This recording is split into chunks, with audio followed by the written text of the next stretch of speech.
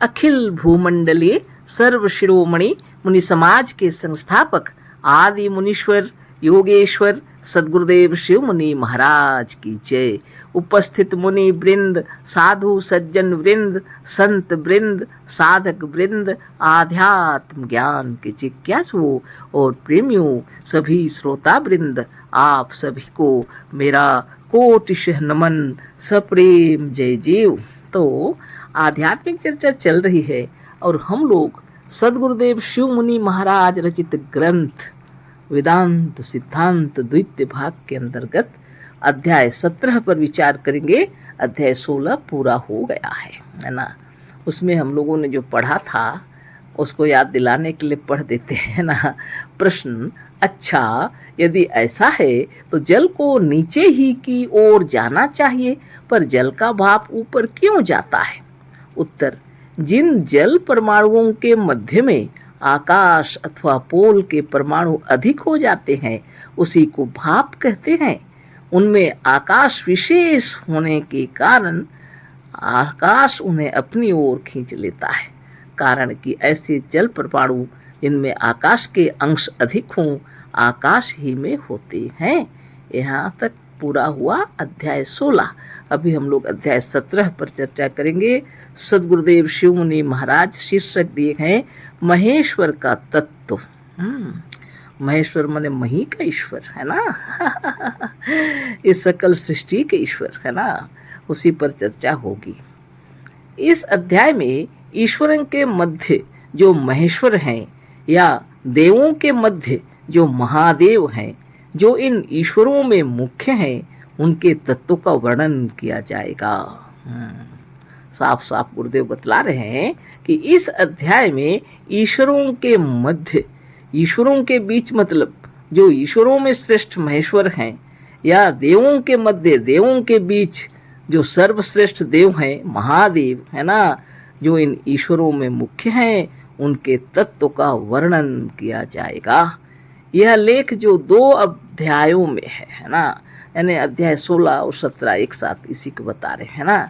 यह लेख जो 2 अध्यायों में है, इस पुस्तक का मुख्य लेख है। ये अध्याय इस पुस्तक के मुख्य अध्याय हैं। इनको पढ़ने से यह बात छिपी नहीं रह जाएगी कि महादेव ने ईश्वरों में सबसे श्रेष्ठ हैं।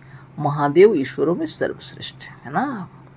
तो यह बात छिपी नहीं रह जाएगी कि महादेव इन ईश्वरों में सबसे श्रेष्ठ हैं, है ना। ये लिखा हुआ है। अब यहाँ पर इतनी बातें हो गई है ना, क्योंकि आकाश तत्व जब खींच रहा है वह परमाणु, तो आकाश तत्व महेश्वर है ना, और इसीलिए इन गुरुदेव लिखे हैं कि इन 2 अध्यायों को ठीक से पढ़ने के लिए, है ना। ये मुख्य अध्याय है और यहाँ पर आगे छोटा सा शीर्षक दिए हैं गुरुदेव, भूतनाथ। महादेव को लोग भूतनाथ कहते आए हैं, ये भी सबको पता है। लोग महादेव को भूतनाथ भी कहते हैं। पृथ्वी, जल, तेज, वायु और आकाश ये सब भूत कहलाते हैं। अब सद्गुरुदेव अच्छी तरह बतला रहे हैं कि पृथ्वी, जल, तेज, वायु और आकाश ये सब भूत कहलाते हैं। इनका नाथ आकाश है और इनका नाथ कौन है? आकाश। क्योंकि आकाश से सब उत्पन्न हुए हैं, है ना। क्योंकि आकाश ही के आधार पर ये चारों भूत यानी तत्व ठहरे हैं। आकाश ही से उत्पन्न होते हैं। आकाश ही इनका नियामक और नाथ है। यदि आकाश न हो तो ये सब कभी नहीं रह सकते। अतः आकाश सब भूतों का नाथ है और वह भी एक भूत है। जैसे नरनाथ यानी राजा, नर मतलब राजा, नरों मतलब मनुष्यों के नाथ हैं, परंतु वह भी एक नर यानी एक मनुष्य होते हैं। उसी प्रकार यह भूतनाथ आकाश सब भूतों का नाथ है। लेकिन आप स्वयं भी एक भूत हैं। आप स्वयं भी एक भूत हैं। महादेव का विशेष संबंध इसी तत्व के साथ है। इसी से महादेव भी भूतनाथ कहलाते हैं। जैसे यह आकाश तत्व सर्व तत्वों का नाथ और सबका उत्पादक है, उसी प्रकार से महादेव सब ईश्वरों में मुख्य और सबके उत्पादक हैं। अतः महादेव ही आकाश तत्व के स्वामी सिद्ध होते हैं, दूसरा ईश्वर इनका स्वामी सिद्ध नहीं हो सकता, है ना। आप सोचते होंगे कि मुनि समाज में ईश्वर की बातें कहाँ से आ रही हैं। लेकिन सदगुरुदेव शिव मुनि महाराज की जय, वेदांत के अंदर जो ईश्वर की चर्चा हुई है या वेदों में जिनका वर्णन किया हुआ है वह कोई दूसरा नहीं, यही आत्मा है। उसी को बहुत प्रकार से समझा रहे हैं सदगुरुदेव शिव मुनि महाराज। अगर हम लोगों के अंदर थोड़ा भी अगर किसी प्रकार का शंका है, संदेह है, तो हम अपने आप को ब्रह्म नहीं जान सकते, है ना। इसीलिए गुरुदेव सत्य का ज्ञान बता रहे हैं, सच्चा ज्ञान बतला रहे हैं, जो परम सत्य है उसको बतलाने के लिए गुरुदेव आए थे ना। यह हम लोग को भ्रमित करने के लिए नहीं लिखे हैं यह वेदांत सिद्धांत। हम लोग को ब्रह्म ज्ञान बतला रहे हैं सदगुरुदेव, है ना। किसी को धोखा देने के लिए गुरुदेव नहीं आए थे, किसी को ठगने के लिए गुरुदेव नहीं आए थे, सिर्फ अपना जश कीर्ति फैलाने के लिए वो नहीं आए थे, या धन दौलत कमाने के लिए गुरुदेव नहीं आए थे। सदगुरुदेव आए थे हमको सच्चा ज्ञान बताने के लिए, आपको सच्चा ज्ञान बताने के लिए, ना। भूतनाथ के बारे इतने सुंदर तरीके से बता रहे हैं, जो जो नाम लोग दिए हैं वेदों में, जो जो नाम है उसके अर्थ को समझा रहे हैं गुरुदेव। महादेव को लोग भूतनाथ कहते आए हैं बराबर से, है ना। पृथ्वी, जल, तेज, वायु और आकाश ये सब भूत कहलाते हैं, अभी सबको पता है, ये पंचभूत है ना।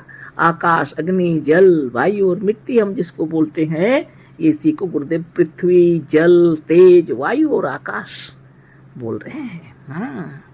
इनका नाथ आकाश है, इनका मालिक कौन है? आकाश है, क्योंकि आकाश ही के आधार पर ये चारों भूत, चारों तत्व ठहरे हैं।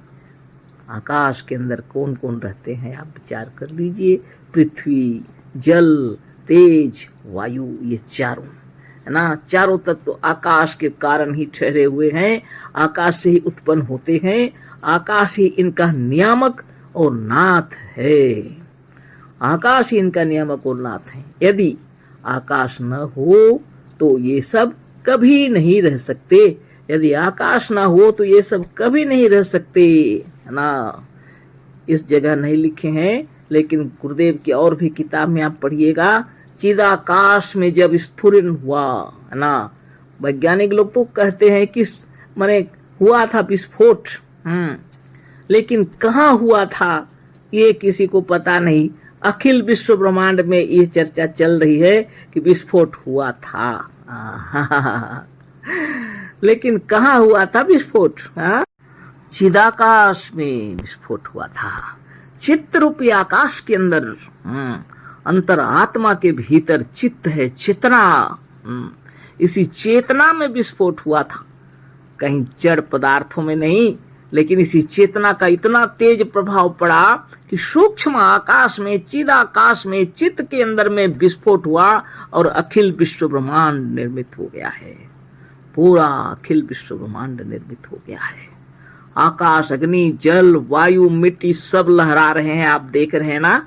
विशाल समुद्र लहरा रहा है, नदियां भी चारों ओर तक दिख रहे हैं आप, पहाड़, पर्वत, झील, झरने, सब कुछ अद्वितीय सौंदर्य। आकाश में रात्रि के समय तारे भी दिखलाई पड़ते हैं, चंद्रमा दिखलाई पड़ते हैं, भोर में सूर्य उदय होता है, कितना खूबसूरत। दिन भर आप इसके आनंद लेते रहते हैं। जाड़ा, गर्मी, बरसात, 6 ऋतुआं भारत में, अद्भुत हम देश में रहते हैं। इतने सुंदर जगह में रहते हैं हम लोग, ऋषि मुनियों के संतान हैं हम लोग, और हम लोग अगर योग नहीं करेंगे तो कौन करेगा। इसीलिए सदगुरुदेव को आना पड़ा और समझाने के लिए आए, और आप फिर से वही ब्रह्म है यही बताने के लिए आए थे। आपको हमको भ्रमित करने नहीं आए, समझाने आए हैं। देखिए, ये आकाश से उत्पन्न हुए हैं सब, और चिदाकाश में उत्पन्न हुआ था।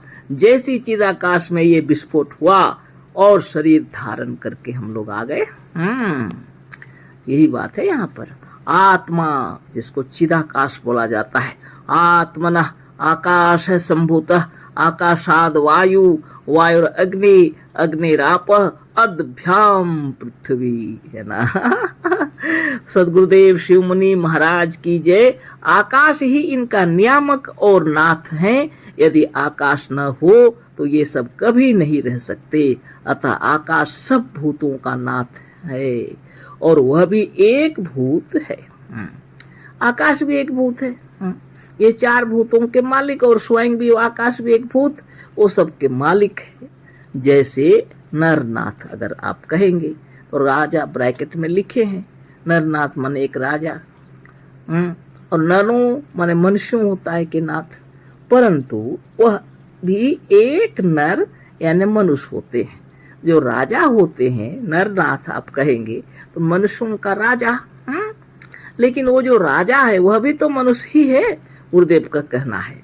तो पांच भूत है, लेकिन चारों भूतों के जो मालिक हैं वह स्वयं जो नाथ हैं, जो भूतनाथ हैं, वह स्वयं भी एक आकाश तत्व है ना, उसके भी वो मालिक है ना, वह स्वयं भी एक तत्व है। यही बतला रहे गुरुदेव। जैसे नरनाथ कहेंगे तो मनुष्यों के राजा, तो जो राजा बने वह स्वयं भी मनुष्य हैं। उसी प्रकार यह चारों तत्वों पांचों तत्वों के मालिक हैं, लेकिन पांचों तत्व वह भी एक तत्व है ना। उसी प्रकार यह भूतनाथ आकाश सब भूतों का नाथ है। लेकिन आप स्वयं भी एक भूत हैं, उस हिसाब से देखेंगे आप स्वयं भी एक भूत हैं, है ना। आपका शरीर पंचभूत से बना यह शरीर है। इसके अंदर आप भी तो देवाधिदेव महादेव विराजमान है ना। कितना सुंदर गुरुदेव समझा रहे हैं कि भूतों का नाथ जो है, लेकिन आप स्वयं भी एक भूत हैं। महादेव का विशेष संबंध इसी तत्व के साथ है। महादेव का जो संबंध है किसके साथ है? इसी तत्व के साथ, आकाश तत्व के साथ। इसी से महादेव भी भूतनाथ कहलाते हैं। इसलिए आकाश की तरह इनका भी तेज है ना अपने में, और सबको समेट के रखे हैं।